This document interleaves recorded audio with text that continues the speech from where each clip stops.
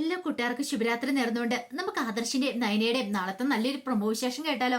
അങ്ങനെ ഇന്നത്തെ വിശേഷം നമ്മൾ കണ്ടു. അവസാനം നയന ആ സത്യം തിരിച്ചറിയുവാണ്. മാരാർ വക്കീലിനെ അയച്ചത് തന്റെ അമ്മായിമ്മയാന്നുള്ള സത്യം. അപ്പൊ തന്റെ കുടുംബത്തെ, തന്റെ നന്ദുവിനെ രക്ഷിച്ച് തന്റെ അമ്മായിമ്മയാണ്. ഒരു പക്ഷേങ്കില് എന്തിനു വേണ്ടിയിട്ടാ ഇങ്ങനെ ഒരു ഒളിച്ചുകളി എന്ന് മാത്രം നയനയ്ക്ക് മനസ്സിലായില്ല. അമ്മയ്ക്ക് പഴയതുപോലെയല്ല, തന്നോട് സ്നേഹമുണ്ട്, അതുകൊണ്ടാണല്ലോ ഇങ്ങനെയൊക്കെ. പക്ഷേങ്കില് തന്നോട് സ്നേഹം ഉണ്ടെങ്കിലും അത് പുറത്തൊന്നും പ്രകടിപ്പിക്കുന്നില്ല. അങ്ങനെ പ്രകടിപ്പിക്കാതിരിക്കേണ്ട കാര്യം എന്താ? ഇനി ഒരു പക്ഷേങ്കിൽ അമ്മ തിരിച്ചറിഞ്ഞിട്ടുണ്ടായിരിക്കോ താനാണ് അമ്മയ്ക്ക് കരളു പകത്ത് നൽകിയെന്നുള്ള സത്യം.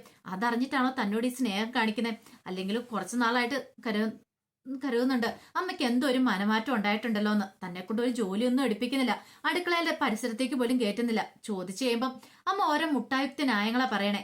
ആദർശേട്ടന് ഇഷ്ടമില്ലാത്തതുകൊണ്ടാണ്, അല്ലെങ്കിൽ ആദർശേട്ടൻ അതിന്റെ പേര് വീട്ടിൽ നിന്ന് പിണങ്ങിപ്പോവും എന്നൊക്കെ ഒരു കാരണങ്ങൾ പറയുന്നുണ്ട്. പക്ഷെ അതൊന്നും അല്ല. അമ്മയുടെ മനസ്സിൽ ഇപ്പൊ സ്നേഹമാണ്. അല്ലെങ്കിൽ തന്നെ തന്റെ കുടുംബത്തെ ദ്രോഹിക്കാൻ നടന്ന അമ്മ എങ്ങനെയാ നന്ദുവിന് വേണ്ടിയിട്ട് വക്കീലിനെ അയക്കുക?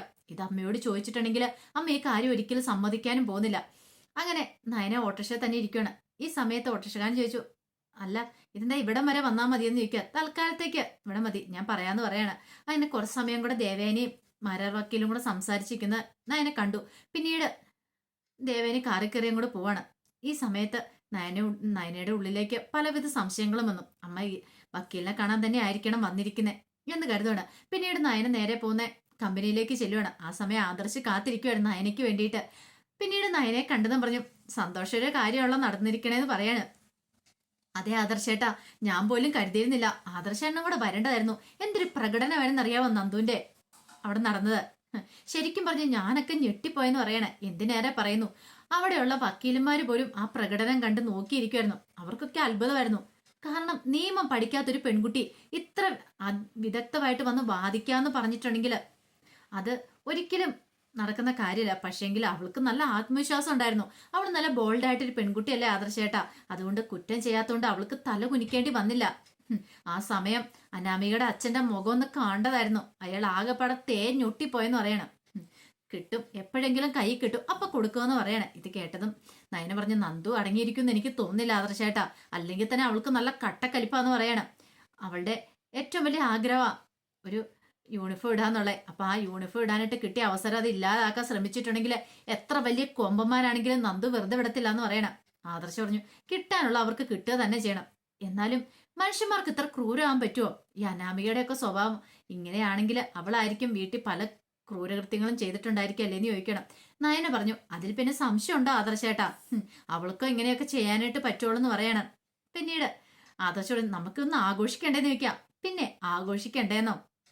അല്ല ആദർശനാണോ ആ വക്കീലിനെ ഏർപ്പാടാക്കിയെന്ന് ചോദിക്കണം. വക്കീലിനോ? അതെ, ആ വക്കീലാണ് നന്ദുവിനെ സഹായിച്ചെന്ന് പറയേ. ഞാൻ ഏർപ്പാടാക്കിയിട്ടില്ല എന്ന് പറയണം. അല്ലെങ്കിൽ വക്കീല് വന്നിട്ടുണ്ട്, ഒരു മാരാർ വക്കീല്. ഇത് കേട്ടതും ആദർശ് പറഞ്ഞു, ആ മാരാർ വക്കീലാണെങ്കിൽ അത് ഞങ്ങളുടെ അങ്കിളാന്ന് പറയാണ്. ഇത് കേട്ടപ്പം നയനയ്ക്ക് സംശയം ഒന്നുകൂടി ഇരട്ടിച്ചു. അല്ല അങ്ങനെയാണെങ്കിൽ വക്കീലിനെ ആരായിരിക്കും ഏർപ്പാടാക്കിയിട്ട് ഉണ്ടാക്കിയെന്ന് ചോദിക്കണം. അറിയത്തില്ല, ആരെ ഏർപ്പാടാക്കിയൊന്നും അറിയത്തില്ല എന്ന് പറയാണ്. ആദർശനും അതിനെക്കുറിച്ച് കൃത്യമായിട്ട് വിവരങ്ങളൊന്നും അറിയില്ലായിരുന്നു. പിന്നീട് നയനയ്ക്ക് പറയണമെന്നുണ്ടായിരുന്നു, അമ്മ ആ വക്കീലും തമ്മിൽ സംസാരിച്ചുകൊണ്ടിരിക്കുന്ന കണ്ടെന്ന്. പക്ഷെ അത് ഇവിടെ പറഞ്ഞിട്ടുണ്ടെങ്കിൽ ഒരു പക്ഷേങ്കിൽ ആദർശാണ് എന്ത് തോന്നും. തൽക്കാലത്തേക്ക് തന്റെ മനസ്സിൽ മാത്രം ഇരുന്നാൽ മതി എന്നോർത്തിട്ട് നയനൊന്നും മിണ്ടാനായിട്ട് പോയില്ല. ആ സമയം അനാമിക ആകപ്പാടെ ദേഷ്യവും കട്ടക്കലിപ്പും ഒക്കെ ആയിട്ട് അനന്തപുരിയിലേക്ക് വന്ന് കയറുവാണ്. അനാമികയ്ക്ക് അറിയാം ഇവിടെ വന്നിട്ടുണ്ടെങ്കിൽ തനിക്കിട്ട് കിട്ടാൻ പോകുന്ന പണി എന്താന്ന്. ഇനിയിപ്പം അനിയുടെ വക ഉറപ്പായിട്ടും കിട്ടുമെന്നറിയാം. അങ്ങനെ അനാമികയ്ക്ക് വേണ്ടി കാത്തിരിക്കുമായിരുന്നു അനി. അങ്ങനെ അനാമിക കയറി വന്നു കഴിഞ്ഞപ്പോഴത്തേനും അനി ചോദിച്ചു, എന്ത് പറ്റി? വീട്ടിൽ പോയിട്ട് സങ്കട ഭാവമുള്ള മുഖത്തെന്ന് പറയാം. എന്താ ഞാൻ എന്താ എപ്പോഴും ഇവിടെ സന്തോഷിച്ചോണ്ടാണ് നടക്കണേന്ന് ചോദിക്കാം. അല്ല സന്തോഷിക്കാൻ പോയതാണല്ലോ, പക്ഷെ സന്തോഷം നടന്നില്ലല്ലേ, അതിന്റെ സങ്കടഭാവമായിരിക്കും എന്നല്ലേന്ന് ചോദിക്കണം. അനി നിനക്ക് എന്താ വേണ്ടേന്ന് ചോദിക്കാം. എന്താ വേണ്ടെന്ന് മനസ്സിലായില്ലേ? നീ എന്നെ വെല്ലുവിളിച്ചത് മറന്നുപോയോ? നന്ദുവിന് ജാമ്യം കിട്ടത്തില്ല, അവൾ അകത്തേക്ക് പോവും, അതൊക്കെ നീ പറഞ്ഞായിരുന്നല്ലോ. എന്നിട്ട് ഇപ്പൊ എന്തായെന്ന് ചോദിക്കുക. ഓ അതാണോ വലിയ കാര്യം? അവൾക്ക് ജാമ്യം കിട്ടിയാലെന്ത്, കിട്ടിയില്ലെങ്കിൽ എന്ത്, എനിക്കൊരു കുഴപ്പമില്ലാന്ന് പറയാം. പിന്നെ എന്തിനാടി നിന്റെ അച്ഛൻ അങ്ങോട്ട് കാണാനായിട്ട് പോയത്? നീ എന്താ പോകാതിരുന്നേ? ഓ നീയും കൂടെ ചെല്ലേണ്ടതായിരുന്നു, നീ ആ പ്രകടനം ഒന്ന് കാണേണ്ടതായിരുന്നു. നിനക്കിട്ടുള്ള പണിയും കൂടിയായിരുന്നു അവിടെ കിട്ടുന്നത്. കണ്ടു പഠിക്കണോടി നന്ദുവിനെ പോലെ ഇട്ട പെൺകുട്ടികളെ. അല്ലാതെ നിന്നെ പോലെ ഈ കുഞ്ഞായ്മ കുരുപ്പുതരായിട്ട് വീട്ടിൽ കയറി എന്നിട്ട് ആർക്കിട്ട പാര പണിയുന്നേ? ആർക്ക് സ്വസ്ഥതക്കേടാ ഉണ്ടാക്കണേന്ന് കരുതി ഇരുന്നിട്ട് കാര്യമില്ല. അവളെയൊക്കെ നീ കണ്ടുപഠിക്കണ്ടേന്ന് പറയാം. അതേടാ, അതെനിക്കറിയാം. അവളെന്ന് പറയുമ്പോൾ നിനക്ക് 100 നാവാണല്ലോ. അതെ, നാവ് തന്നെയാ. നന്ദുവിന്റെ സ്വഭാവത്തിന്റെ 7 അയലക്കത്ത് പോലും എത്താൻ നിനക്ക് കഴിയില്ല. ഇനി ഒട്ട് സാധിക്കാനും പോകുന്നില്ല. നന്നാവാനാണെങ്കിൽ നീ മുമ്പേ നന്നായേനം അനാമിക എന്ന് പറയണ. അതേടാ, നിന്റെ ഈ പുകഴ്ത്തൽ എനിക്ക് അറിയായിരുന്നു ഇങ്ങോട്ട് വരുമ്പോ ഉണ്ടാവുന്നു. നിനക്ക് നാണമില്ലടാന്ന് ചോദിക്കാം. ഞാൻ എന്തിനാ നാണിക്കണേ? എനിക്ക് ഒരു നാണക്കേണ്ട കാര്യമില്ല. ദേ, ഇവിടുത്തെ 2 ഏടത്തിമാരുടെ അനിയത്തി അവള് നന്ദു. അതിനേക്കാളും ഉപരി നിനക്കറിയാലോ ഞാനും അവളും തമ്മിലുള്ള ബന്ധത്തെക്കുറിച്ച്, ഫ്രണ്ട്ഷിപ്പിനെ കുറിച്ചൊക്കെ. അതുകൊണ്ട് എന്റെ ഫ്രണ്ടിന് ഒരു ആപത്ത് വന്നു കഴിയുമ്പോഴത്തേനും മാറി നിന്ന് ചിരിക്കുന്നവനല്ല ഈ അനി. അറിയാലോ, എന്നെ കൊണ്ടൊന്നും വേണ്ട സഹായങ്ങളൊക്കെ ചെയ്തു കൊടുക്കാനായിട്ട് ഞാൻ ശ്രമിക്കാറുണ്ടോ? ഓ, അപ്പൊ നീയാണോ അവളെ പുറത്തിറക്കിയാന്ന് ചോദിക്കും. ആണെങ്കിൽ നിനക്ക് എന്തേലും കുഴപ്പമുണ്ടോന്ന് ചോദിക്കും. അതെ, അവളുടെ അടുത്ത് നിനക്കൊന്നും പിടിച്ചിരിക്കാൻ പോലും പറ്റില്ല അനാമികയെ. വെറുതെയാ. അല്ലെങ്കിൽ തന്നെ അവളെ കൊല്ലാനായിട്ട് നീയൊക്കെ ശ്രമിച്ചല്ലേ. എന്നിട്ട് എന്താ ഉണ്ടായി? താൻ കുഴിച്ച കുഴിയിൽ താൻ തന്നെ എന്ന് പറഞ്ഞാലേ അവസാനം അതിന്റെ അകത്ത് വീണ് കിടന്നില്ലേ? ഒടുക്കം നിന്നെ രക്ഷിക്കാനായിട്ട് അവള് വേണ്ടി വന്നു. ആ നന്ദിയെങ്കിലും ഉണ്ടായിരുന്നെങ്കിൽ, ഇത്രയെങ്കിലും സ്നേഹവും കടപ്പാടും ഉണ്ടായിരുന്നെങ്കിൽ നീ അവളോട് ഈ ചതി ചെയ്യില്ലായിരുന്നു പറയാണ്. അതേടാ, ഞാൻ തന്നെ ചെയ്തേ. പക്ഷെങ്കിൽ ഉണ്ടല്ലോ, അവൾക്ക് ഈ തവണ എന്താണെങ്കിലും പോകാൻ പറ്റിയില്ലല്ലോ SI സെലക്ഷന്. ഓ, അതാണ് കാര്യം. ഇനിയുണ്ട് ഈ സമയം. അവൾക്ക് എന്താണെങ്കിലും പോകാൻ പറ്റും. അവൾ SI ആയിട്ട് വന്നിട്ടുണ്ടെങ്കിൽ ആദ്യം പൊടിച്ചെടുക്കുന്നത് നിന്നെ ആയിരിക്കും എന്ന് പറയാണ്. നിന്റെ ഈ കുന്നായ്മത്തരം എല്ലാം അവള് വെളിയിൽ കൊണ്ടുവരൂടിന്ന് പറയാം. ആയിക്കോട്ടെ, ഞാൻ അങ്ങ് സഹിച്ചു എന്നും പറഞ്ഞ് ദേഷ്യപ്പെട്ട് അകത്തേക്ക് അങ്ങോട്ട് കയറി പോവാണ്. എനിക്ക് സന്തോഷമായി. കാരണം ചില്ലറ കാര്യമല്ലോ നടന്നിരിക്കുന്നത്. തന്നെ വെല്ലുവിളിച്ചെന്നിട്ട് അവള് പറഞ്ഞ കാര്യങ്ങളൊക്കെ ഓർത്തു കഴിഞ്ഞപ്പോ തന്നെ എനിക്ക് നല്ല കട്ട കലിപ്പായിരുന്നു. ഈ സമയം നന്ദു തന്റെ ഫ്രണ്ട്സിന്റെ അടുത്തേക്ക് ചെല്ലുവാണ്. രാകേഷിന്റെ അടുത്തും വേറൊരു കൂട്ടുകാരനും കൂടെ ഉണ്ട്, അവന്റെ അടുത്തേക്കും ചെല്ലുവാണ്. അങ്ങനെ ചെന്ന് സംസാരിക്കുന്ന ഇടയ്ക്ക് പറഞ്ഞു, മതി, ഇന്ന് രാത്രി തന്നെ കയറണം. അവിടെ മധുര ചാടിക്കടന്ന് കയറിയാൽ മതി. നേരത്തെ കൊടുത്തതിന്റെ ഇരട്ടി ഈ തവണയും കൂടെ കൊടുത്തേക്കാം. കൊണ്ടേ പരാതി കൊടുക്കണോ കൊടുക്കട്ടെ എന്ന് പറയണം. അല്ല, പരാതി കൊടുത്താൽ നമ്മൾ അകത്താവോ നന്ദു? പ്രശ്നമാവോ? എന്ത് പ്രശ്നമാവാനായിട്ട്? പരാതി കൊടുത്തിട്ടുണ്ടെങ്കിൽ അനാമിക വീട്ടിൽ നിന്ന് പുറത്താവും. കാരണം അനാമികയുടെ കള്ളത്തരങ്ങൾ കുറെ ഉണ്ട്. ഇത്തിരിയൊന്നും അല്ല. അതുകൊണ്ട് അവള് പുറത്താവും. എന്നാലും കുഴപ്പമില്ല. എനിക്ക് കൊടുക്കണം, നന്നായിട്ട് പെരുമാറണം. അവള് ചെയ്യുന്ന ഓരോ ക്രൂര കൃത്യങ്ങൾക്കും അവളുടെ അച്ഛനും അമ്മയായിരിക്കണം ഇനി അനുഭവിക്കേണ്ടത്. ഒന്നെങ്കിൽ ഇതോടെ നന്നാകും, അല്ലേ കണ്ടോ, ഇനി എന്നെ കൊല്ലാനായിട്ട് വേണേ ആള് വിടുവായിരിക്കും. എന്നാലും എനിക്ക് കുഴപ്പമില്ലടാ. എനിക്ക് ഉറപ്പായിട്ട് കൈകാര്യം ചെയ്യണവരെ. മേലാൽ ഇനി കൈ പൊക്കല്. കഴിഞ്ഞ പ്രാവശ്യം ആ കൈയും കാലും ഒക്കെ തല്ലി ഓടിച്ചാലോ ഞാൻ വിചാരിച്ചാ. പക്ഷെ അന്ന് ഞാൻ വെറുതെ വിട്ടു. പക്ഷെ ഇത്തവണ അങ്ങനെ വിടാൻ ഞാൻ ഉദ്ദേശിക്കുന്നില്ലെന്ന് പറയാം. ഇത് കേട്ടതിന് രാകേഷ് പറഞ്ഞു, അങ്ങനെയാണെങ്കിൽ നമുക്ക് വിട്ടേക്കാന്ന് പറയണം. അങ്ങനെ എന്ത് ചെയ്യണം? അവര് വീട് ലക്ഷ്യമാക്കി പോവാണ്. അവര് 3 പേരും കൂടെ. ഈ സമയം ദേവേനെ അടുക്കളയിലായിരുന്നു. കുടിക്കാനുള്ള വെള്ളം എടുക്കാണ്ട് ചെന്ന് കഴിഞ്ഞപ്പോ തന്നെ നയനെ അങ്ങോട്ടേക്ക് വന്നു. നയന വന്നിട്ട് ചോദിച്ചു, ഞാൻ എന്തെങ്കിലും ഹെൽപ്പ് ചെയ്യണോ അമ്മേന്ന് ചോദിക്കുകയാണ്. വേണ്ട, നീ ഹെൽപ്പ് ചെയ്യൊന്നും വേണ്ടാന്ന് പറയണ. എന്താ അമ്മേ? അമ്മയ്ക്ക് എന്നോട് എന്താ എപ്പോഴും ഒരു അകൽച്ചെന്ന് ചോദിക്കൂ. ഓ, അകൽച്ചയോ? എനിക്കെന്താ അകൽച്ച? എനിക്ക് അങ്ങനെ പ്രത്യേകിച്ച് അകൽച്ചയൊന്നുമില്ല. പിന്നെ ഞാൻ നിന്നോട് ഇത്തിരി അടുപ്പം കാണിക്കുന്നു പറഞ്ഞാൽ ആദർശനെ കരുതിയിട്ടാ. അവൻ എന്ത് വിചാരിക്കും? അല്ലെങ്കിൽ നിന്നോട് സ്നേഹം കാണിച്ചില്ലെങ്കിൽ അവൻ ചിലപ്പോ ഈ വീട് വിട്ട് പോകുന്നു വരെ പറഞ്ഞിട്ടുണ്ട്. ഇനിയിപ്പൊ ഞാൻ കാരണം അവന്റെ കുടുംബജീവൻ നശിക്കണ്ട, അത് ഓർത്തിട്ടാന്ന് പറയണം. സത്യമാണോ അമ്മ പറയണേന്ന് ചോദിക്കും. പിന്നെ ഞാനിതിന് കള്ളത്തരം പറയണം? എനിക്ക് കള്ളത്തരം പറയേണ്ട കാര്യമൊന്നും ഇല്ലാന്ന് പറയണം. ഇത് പറഞ്ഞിട്ട് ദേവേന് പാളിയൊന്ന് നോക്കണം നയനയുടെ മുഖത്ത്. നയന ഇങ്ങനെ ആലോചിച്ചു, അമ്മ നന്നായിട്ട് അഭിനയിക്കുന്നുണ്ട്. അമ്മയുടെ അഭിനയം കൊള്ളാം എന്താണെങ്കിലും. പക്ഷേങ്കില് അമ്മയുടെ മുഖത്ത് കള്ളത്തരമുണ്ട്. അമ്മയാണ് തന്നെ രക്ഷിക്കുന്ന എല്ലാ ആപത്തിൽ നിന്നും. പക്ഷെ അമ്മയ്ക്ക് അതും കൂടെ സമ്മതിച്ചു തരാനായിട്ട് പറ്റുന്നില്ല.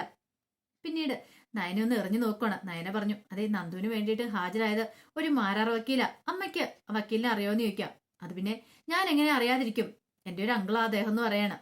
ഓ, അങ്ങനെയാണല്ലേ. ഇതറിയുമായിരുന്നെങ്കിൽ ഞാൻ അമ്മയോട് പറയുമായിരുന്നല്ലോ. ആദ്യം തന്നെ. ഓ, അതിന്റെ കാര്യമൊന്നുമില്ല. വക്കീല് ചെയ്യേണ്ട കാര്യങ്ങളൊക്കെ വക്കീല് ചെയ്തോളും. അത് എന്നോട് പറഞ്ഞിട്ടൊന്നും ഒരു കാര്യമില്ല എന്ന് പറഞ്ഞിട്ട് ദേവേനെ ഒരു ഒഴുക്കം മട്ടി പറഞ്ഞിട്ട് അങ്ങോട്ട് കയറിപ്പോണം. അമ്മേ, അമ്മ കണ്ടോ, അവസാനം അമ്മയുടെ കള്ളത്തരം ഞാൻ പുറത്ത് കൊണ്ടുവരിക തന്നെ ചെയ്യും. അമ്മയ്ക്ക് എത്ര നാളെ എന്നെ ഒന്ന് ഒഴിഞ്ഞു മാറി നടക്കാനായിട്ട് പറ്റും? ഒരു കാരണവശാലും ഒഴിഞ്ഞു മാറി നടക്കാൻ പറ്റില്ലെന്ന് പറഞ്ഞിട്ട് നയനകത്തേക്ക് പോവാണ്. ഈ സമയം ദേവേനെ ഓർത്തു, അവൾക്ക് എന്തെങ്കിലും സംശയം തോന്നിയോ? അതാണോ തന്നോട് ഇങ്ങനെയൊക്കെ ചോദിച്ചേ? ഏയ്, അങ്ങനെ ഞാൻ വഴിയില്ല എന്ന് കരുതിയിട്ട് ദേവേനെ അങ്ങോട്ടേക്ക് പോവാണ്. പിന്നീട് നന്ദുവും കൂട്ടുകാരും കൂടെ മതിൽ ചാടി കിടക്കുവാണ് അനാമികയുടെ വീടിന്റെ. അങ്ങനെ അവരങ്ങോട്ട് ചെന്ന് കഴിഞ്ഞപ്പോഴത്തേനും അവിടെ എല്ലാം ഇട്ട് ആരും ഇല്ല. ഒന്ന് കോളിംഗ് ബെൽ അടിച്ചു. കോളിംഗ് ബെൽ അടിച്ചു കഴിഞ്ഞപ്പോഴത്തേനും വേണു അകത്തുനിന്ന് ഇറങ്ങി വരുവാണ്. ആരെ ഈ സമയത്ത് വന്നിരിക്കുന്നത് എന്ന് പറയണം. അപ്പോഴേക്കും രേവതി പറഞ്ഞു, വല്ല കള്ളന്മാര് വേണോ? പിന്നെ കള്ളന്മാര് കോളിംഗ് ബെൽ അടിച്ചിട്ടാണ്ടി വരുന്നേ എന്നൊക്കെ ചോദിച്ചോണ്ട് അങ്ങോട്ട് വന്നിട്ട് കതവ് തുറക്കുവാണ്. കതവ് തുറന്ന് ആദ്യം ഇടിയായിരുന്നു. തെറിച്ചു പോയി അവിടെ കിടന്നു. അപ്പോഴേക്കും രേവതി അയ്യോ വേണുവേട്ടാന്ന് പറഞ്ഞ് ഓടി വരുവാണ്. പിന്നെ അവിടെ ഒരു സംഹാര താണ്ഡവം തന്നെയാണ് അനിയുടെ ഫ്രണ്ട്സിന്റെ മകൻ നടന്നത്. അവസാനം ചുരുട്ടി കൂട്ടുകയാണ് 2 എണ്ണത്തിനെ. പിന്നീട് ആ ഹെൽമെറ്റ് അങ്ങ് പൊക്കിട്ട് പറഞ്ഞു, ഞങ്ങൾ ആരെന്നും മനസ്സിലായില്ലേ? അതെ, ഈ തവണ എന്തായാലും പണിയൊന്നും പാടുന്നില്ല, മുഖം കാണിച്ചിട്ട് തന്നെയാ. നിനക്കൊക്കെ കേസ് കൊടുക്കാൻ പറ്റുമെങ്കിൽ കൊണ്ട കേസ് കൊടുക്ക. കേസ് കൊടുത്തു കഴിയുമ്പോ ഒരു കാര്യമുണ്ട്, മോള് പിന്നെ ഇവിടെ ആയിരിക്കും, മോളുടെ ജീവിതം തകർന്നു പോകും. അറിയാലോ, നീയൊക്കെ കാണിച്ച കള്ളത്തരമൊക്കെ പുറത്തു കൊണ്ടുവരും ഞാൻ. അവസാനം നിനക്കൊക്കെ ജയിലിൽ പോയി കിടക്കാന്ന് പറയണം. നീയൊക്കെ എന്താ വിചാരിച്ചോണ്ടിരുന്നേ? എന്നെ അങ്ങോട്ട് ജയിലിലേക്ക് കയറ്റി വിടാന്നോ? ഒരു തെറ്റും ചെയ്യാതെ എന്നെ അവിടെ കയറ്റിയില്ലേ, കോടതി വരെ കയറ്റിയില്ലേ? അപ്പൊ നിനക്ക് കേട്ട പണി തരണ്ടേന്ന് എനിക്ക് ഒറ്റ ചവിട്ടുകൂടെ കൊടുക്കണം. മേലാല് ഇങ്ങനത്തെ പ്രവൃത്തിയായിട്ട് എന്റെ പുറകെ വന്നാണ്ടല്ലോ, മുട്ടുകാലി ഞാൻ തല്ലി പിടിക്കുമെന്ന് പറയണേ. പിന്നെ എഴുന്നേറ്റ് നടക്കാനായിട്ട് സാധിക്കില്ല എന്ന് പറഞ്ഞേ, രണ്ടുപേരും കൂടെ ആയിട്ട് പറയണേ. വയസ്സും പ്രായമായി വരുക, കിടന്ന കിടപ്പിൽ തന്നെ കിടക്കേണ്ടി വരും. പിന്നെ മോള് വേണ്ടി വരും ശുശ്രൂഷിക്കാനായിട്ട്. മോളുടെ ജീവിതം തകർന്നു പോകും. ഞാൻ എന്തേലും വാവിട്ട് പറഞ്ഞാണ്ടല്ലോ, പിന്നെ നിങ്ങളുടെ മോൾ അനാമിക ഈ വീട്ടിലായിരിക്കും എന്ന് പറയാണ്. എന്നെ കൂടെ ചെയ്യിക്കരുതെന്ന് പറയാണ്. ഒരു തവണത്തേക്കുൾ ക്ഷമിച്ചു. മേലാല് എന്റെ ജീവിതത്തില് വിലങ്ങുതടിയായിട്ട് വന്നിട്ടുണ്ടെങ്കിൽ ജീവനോടെ ഞാൻ വെച്ചേക്കില്ല. മാടെ പോകാന്ന് പറഞ്ഞ് രാകേഷിനെ കൂട്ടാനെ ഒക്കെ കൂട്ടി അങ്ങോട്ടേക്ക് ഇറങ്ങുവാണ്. അയ്യോ പൊത്തോന്ന് പറഞ്ഞ് അല്ലാതെ നിലവിളിച്ച് അതുങ്ങൾ രണ്ടെണ്ണോടെ അവിടെ കിടക്കുവാണ്.